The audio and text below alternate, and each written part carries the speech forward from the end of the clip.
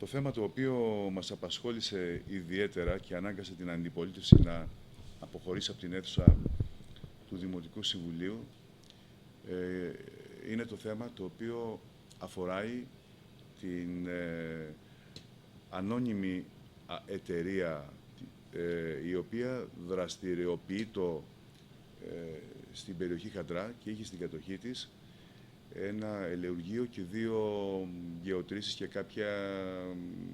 και κάποια τροχοφόρα.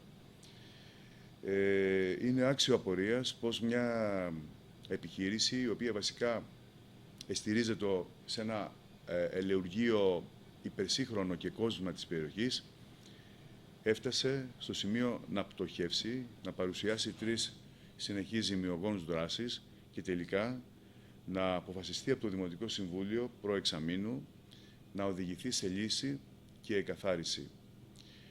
Και βέβαια, με πρόταση της αντιπολίτευσης, απεφασίστη ομόφωνα να προβεί ο Δήμος σε διαχειριστικό έλεγχο, δηλαδή να αναζητηθούν οι αιτίες και οι ευθύνες, αν θέλετε, που αυτή η εταιρεία, η ανώνυμη εταιρεία, οδηγήθηκε σε χρεοκοπία. Πέρασαν 6 μήνες σχεδόν από την απόφαση εκείνη του Δημοτικού Συμβουλίου και δυστυχώς η Δημοτική Αρχή όχι μόνο δεν προέβη σε καθαριστικό έλεγχο αλλά και σε διαχειριστικό έλεγχο, αλλά αντιθέτως μας ζήτησε στο τελευταίο Δημοτικό Συμβούλιο να αποφασίσουμε να αναλάβει ο Δήμος τις οφειλές της εταιρείας αυτής. Δηλαδή, να πληρωθούν τα χρέη της εταιρείας αυτής από το Ταμείο του Δήμου, δηλαδή να τα πληρώσει ο πολίτης του Δήμου Σιτίας, ο Δημότης. Θα πρέπει να αντιληφθούμε ότι η εταιρεία αυτή ήταν ανώνυμη εταιρεία, δεν ήταν κοινοφελής, δεν ήταν τύπου ΔΕΙΑ με ανταποδοτικό χαρακτήρα, ήταν ανώνυμη εταιρεία η οποία την ενδιέφερε το επιχειρήν και το κέρδος. Αν ποτέ λοιπόν αναθέσει η Δημοτική Αρχή σε οργωτό λογιστή να αναλάβει το διαχειριστικό έλεγχο, μόνο τότε θα ξέρουμε με απόλυτη βεβαιότητα εάν πράγματι υπήρξε κακοδιαχείριση και σπατάλη.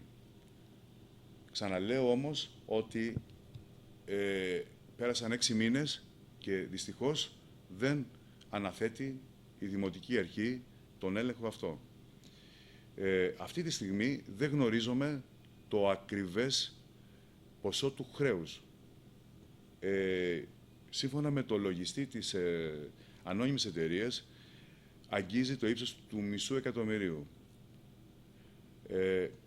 Ζητείται όμως από το Δημοτικό Συμβούλιο, ζητήθη να αποφασίσει να αναλάβει το χρέος αυτό μετά την εκαθάριση, πράγμα το οποίο μπορεί να διαφοροποιήσει το ποσό. Δηλαδή, αυτή τη στιγμή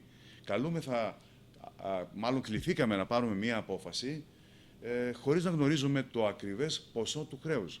Διότι η ερώτηση είναι, μετά την ολοκλήρωση της εκαθάρισης θα παραμείνει μισό ή μήπως γίνει 1 ή μήπως γίνει 2. Είναι δυνατόν να αποφασίσει το Δημοτικό Συμβούλιο να αναλάβει η Δημοτική Αρχή τα χρέη μιας ανώνυμης εταιρείας, η οποία, όπως ξαναείπα, είχε ούτως ή άλλως ρίσκο σχετικά με την υπόστασή της, να αναλάβει τα χρέη της χωρίς να έχει προηγηθεί η εκαθάριση, χωρίς να έχει προηγηθεί διαχειριστικός έλεγχος και χωρίς να γνωρίζουμε το ακριβές ποσό του χρέους. Αυτό θέτει και ηθικό και νομικό ζήτημα. Ηθικά, σας λέω ότι δεν θα πρέπει να γίνει αυτό, δεν θα πρέπει δηλαδή να χρεωθεί ο πολίτης να χρεωθεί, αν θέλετε, κακοδιαχείριση και πιθανόν σπατάλη. Ο ίδιος ο Δήμαρχος ανέφερε σε ραδιοφωνική του εκπομπή ότι παρέλαβε αμαρτωλή ιστορία και βέβαια συνέβησαν έκτοτε διάφορα γεγονότα που δείχνουν ότι δεν διαχειρίστηκε σωστά.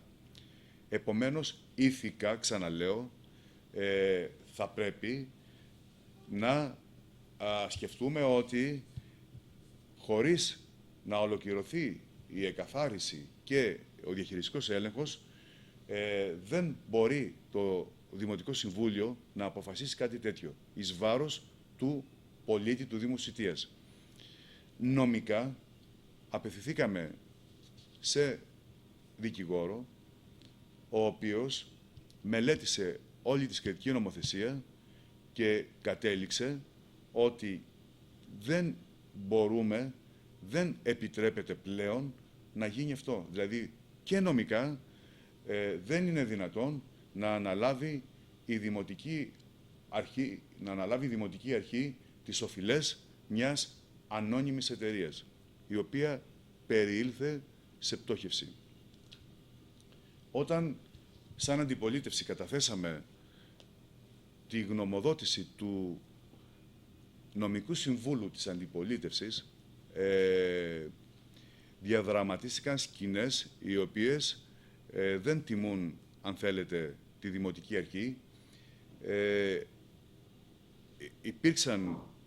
Υπήρξαν αντιδήμαρχοι, αλλά και ο ίδιος ο Δήμαρχος, οι οποίοι είχαν ξεσπάσματα και μία συμπεριφορά επιθετική, αν θέλετε, και για να μην συμβούν τα χειρότερα, αποφασίσαμε να αποχωρήσουμε από το Δημοτικό Συμβούλιο και βέβαια το διεκόπη το θέμα αυτό και αναβλήθηκε και θα συζητηθεί πιθανώς σε κάποιο μελλοντικό Δημοτικό Συμβούλιο.